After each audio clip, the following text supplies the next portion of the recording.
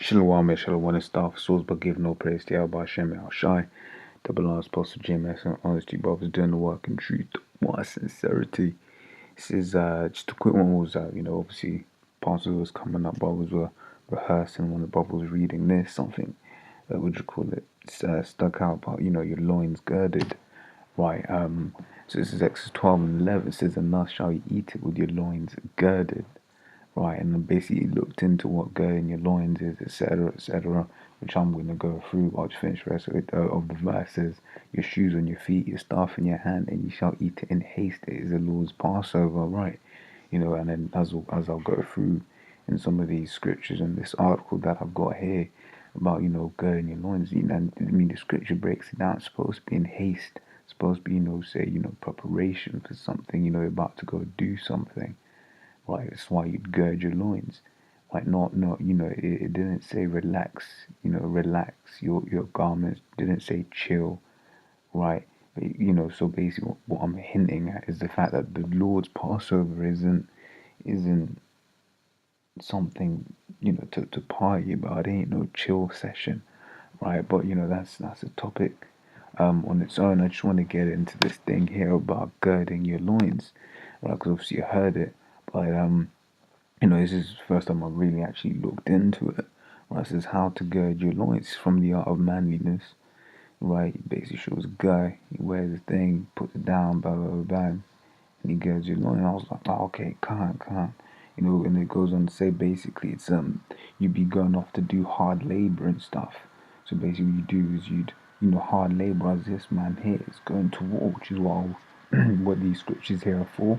Because this thing of ours, although it's spiritual, it's still a war, it's a battle, right? We ain't supposed to be no lazy, it's not my throat's just closing up. We ain't supposed to be no lazy, just walk around, play around, chill. I just want to chill. Obviously you have downtime, right?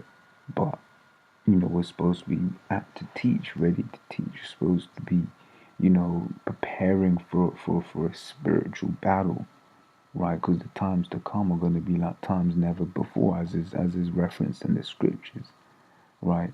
It says back in the days, in the ancient blah around, they were about a girdle while tunics were comfortable and breezy. The hem of the tunic would often get caught in the way when the man was fighting, performing hard labor. Right, this truth is both the fight and is both hard labor, right?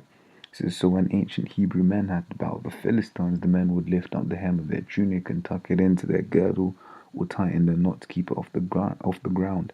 The effect basically created a pair of shorts that provided more freedom of movement. Thus, to tell someone to gird up your loins was to tell them to get ready for hard work or battle.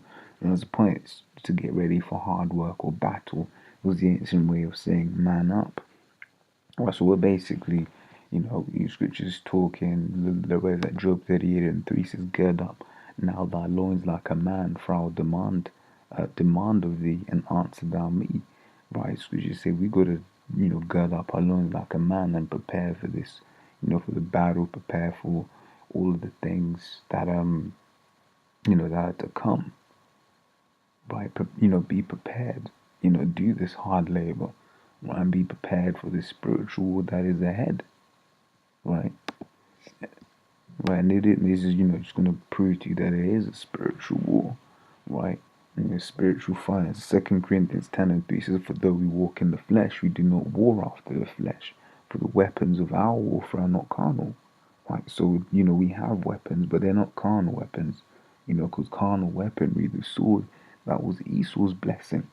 Us is but mighty through the Most High to the pulling down of strongholds, right?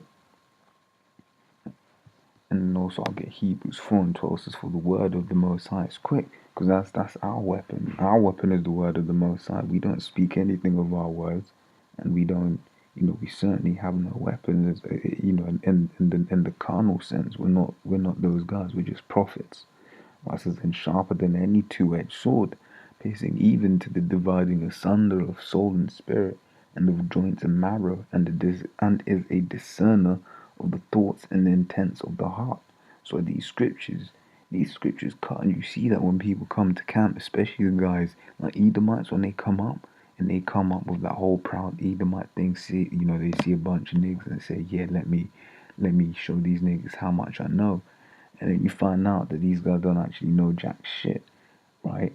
And then spirit jumps on you, and obviously will be at there. The count will just slice them up spiritually. You can see their whole life is through. Their whole life is fucked after that point.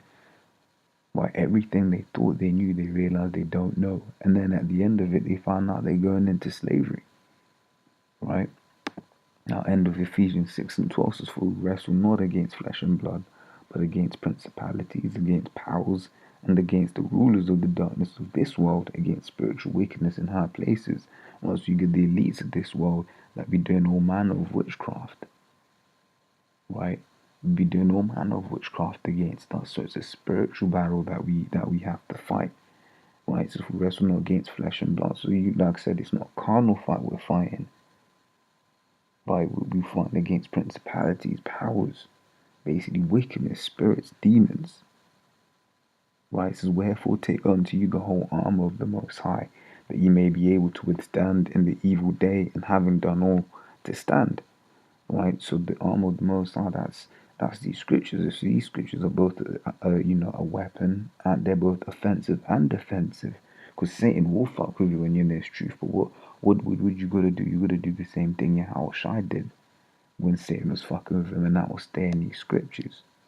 Because these scriptures is what's going to keep you sane.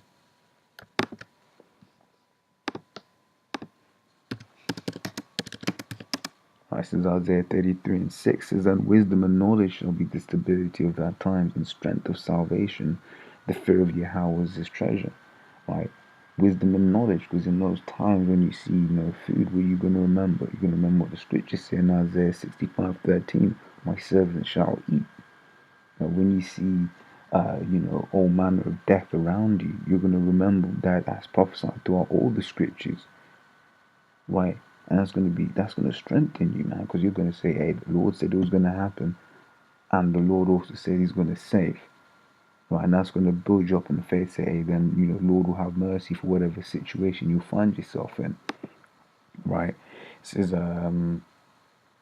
it says, verse 14, "Stand therefore, having your loins girt about with the truth, and having on the breastplate of righteousness." Right? So there's truth, these scriptures is truth. That's what's going to keep us safe, sane.